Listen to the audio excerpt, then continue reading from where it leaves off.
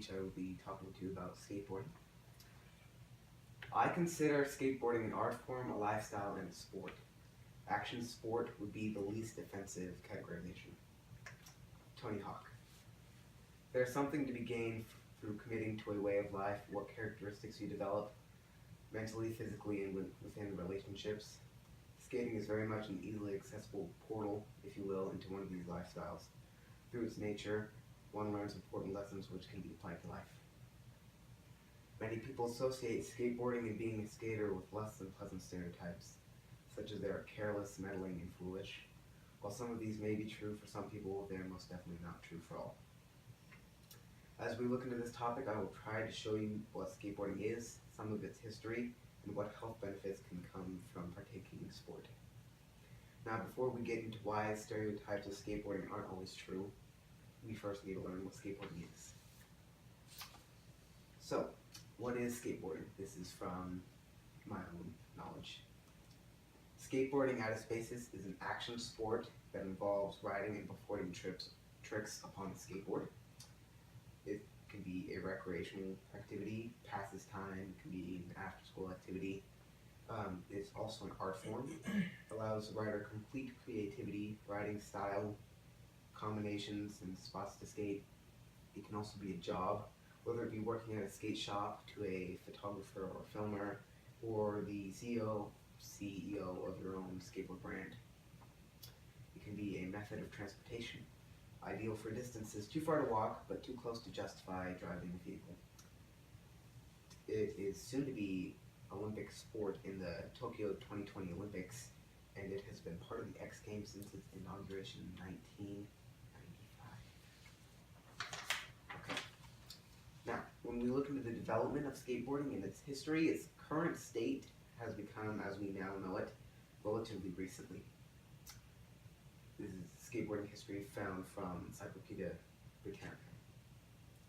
Skateboarding was birthed in California as a replacement for surfing when the waves were too weak. It started crude and similar to scootering, made of a tall, narrow crate, sort of used as handlebars, placed upon a plank of wood with roller skate wheels underneath.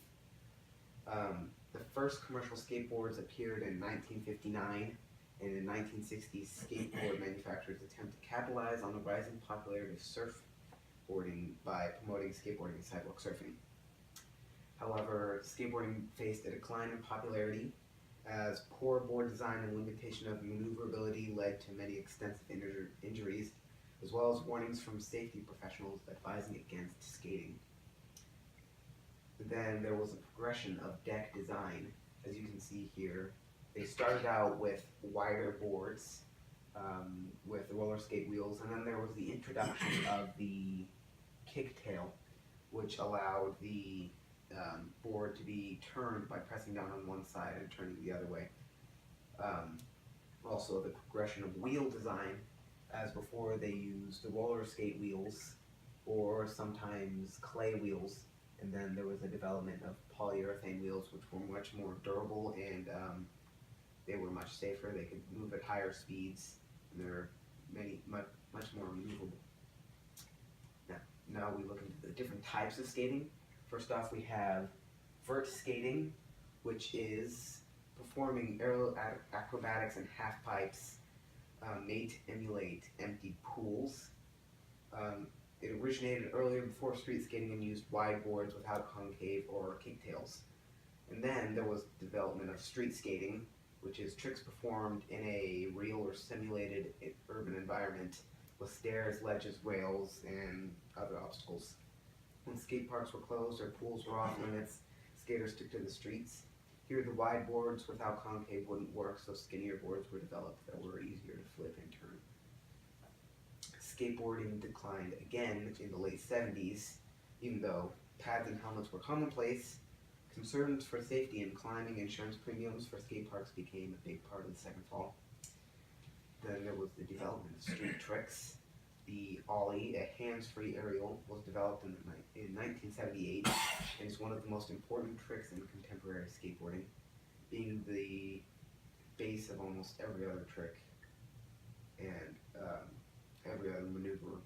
It involves slamming the foot onto the kick tail of the board at the ground while at the same time pulling the other foot out, leveling the board in the air, causing the board to hop up with you. There are also tricks such as grinds, which involve riding the trucks along, say, a ledge or a rail without needing the wheels to move, so it grinds along the object. Now we look at the skate style. In the 80s, skaters built their own ramps and skateboard design improved further. During this time, the subculture began to develop around the sport. Punk rock and baggy clothes became closely associated with young skaters. The individualistic, daring, and almost rebellious nature spread greatly. The style is where most of the stereotypical thoughts of skaters come from. The interest in music and clothing were mainstream in the skate community at the time, as well as the attitude and outlook on others. But today, that is not true of all skateboarders. Many now just skate to have fun, without needing to feel part of the rest of the culture. Along with this, skating actually has benefits to one's health.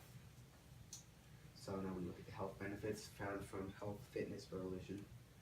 It provides flexibility. Ankles must remain flexible and body must stay limber for proper skating. It offers a full body workout, feet and legs, arms for balance, as well as your core for twisting and turning. It improves physical endurance. Oftentimes, skaters will have sessions which can last between 30 minutes to multiple hours a day. It teaches precision. To land tricks requires precise movements and skill performed correctly, which takes much practice. It improves coordination between feet, legs, arms, hands, eyes, etc. It burns calories. Depending on the session's intensity, a person can burn between 100 to 500 calories an hour. And the skills transfer to other sports, such as surfing, snowboarding, or wakeboarding. It teaches consequence, patience, and practice. Many tricks require precise movements which take time to learn and perfect, and if rushed, can lead to injury. You also learn to fall, or learn to avoid falling, but if so, you learn how to fall correctly. Falling is a natural part of skating and the learning process in general. It also provides stress relief. Physical activity is a helpful way to release stress for many people. It can help take your mind off of other problems. Now, skating has many aspects that improve one's physical health as well as mental, such as an individual sense of actions and consequence. So, as we look back at what skating is, its development, and how we can benefit from it physically, we gain a better understanding that just by being a skater doesn't define who you are or what you like. I encourage those who have a desire to look a little into skateboarding to see and learn for yourself what it's about and join in if you'd like, as long as you're sure to stay safe and be cautious. Skateboarding can be simply an activity. For many, it is a choice of time, but it is also a lifestyle. It has an outlook on work and results, failure and learning. It teaches patience and is not only defined by the stereotypes others have about it.